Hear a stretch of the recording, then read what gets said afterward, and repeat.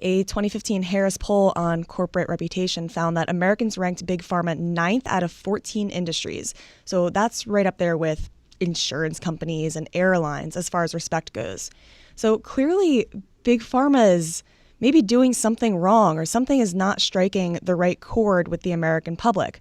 Todd, can you highlight a practice that you think might be raising these red flags for people who look at companies through a moral lens?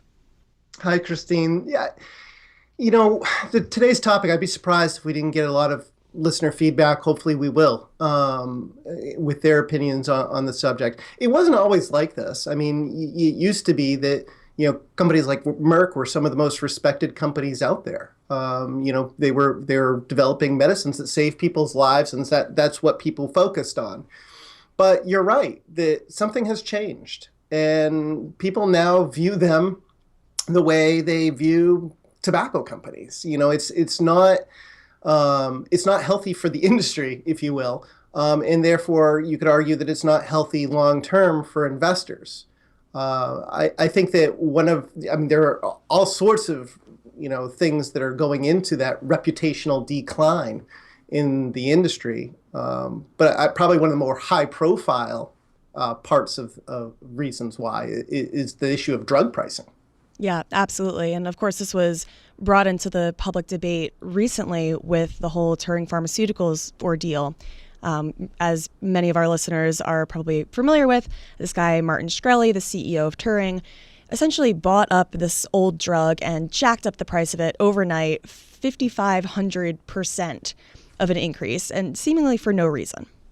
Right. This drug has been used for decades, and it's used to treat parasitic infection. It's used in HIV patients to protect their central nervous system. I mean, it's not, it's not a top seller. But it was a common drug. It was used, and it only at the time cost $13.50 a pill.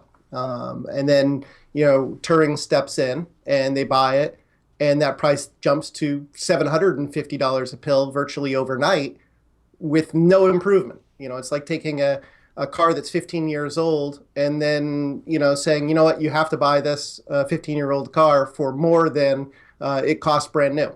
It made no sense from, from a healthcare perspective. It made no sense. Mm-hmm.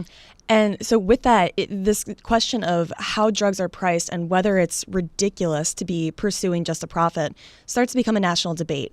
And so you see all these other healthcare companies come under fire, ones that do develop their own drugs in-house and then charge what some see as excessive fees for them, and particularly drug makers that have a model of mostly buying up other companies or other drugs and then bringing these new treatments under their wing and raising the prices.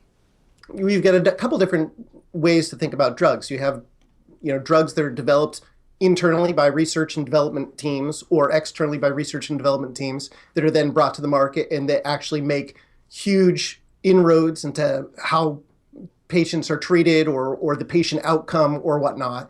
And then you've got these other drugs that are maybe just like tweaked a little bit. Maybe now that instead of taking the pill twice a day, you're taking it once a day, those kind of things.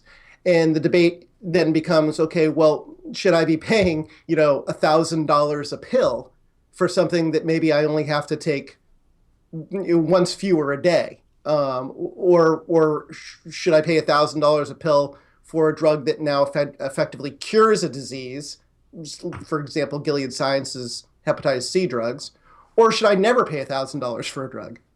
Yeah, and of course, there's a really complex ethical question underlying that, which is your whole premise of competition. I mean, on one hand, $1,000 a pill sounds crazy, but what if there was some sort of cap where you could only make $100 a pill, or some sort of line of this is the most profit you'll ever have? Would we still have this drug at all? Would it then have been worth it for Gilead Sciences to develop it? So the other side of the coin is you kind of want high prices in the pharmaceutical industry so that there's incentive to innovate and improve standard of care. Yeah, and to that point, if you look at it, I'm a free market capitalist at heart, right? So I'm looking at it, I'm saying, okay, well, why is it that the United States oftentimes gets access to new medicine before other markets? It's because we tend to reward innovation more than those other markets. If you set price controls and you negotiate down the profitability of a particular drug for a drug company, they're more likely to go to a market that they find more economically viable. So, you can make the argument absolutely that because we reward innovation, we get innovation first.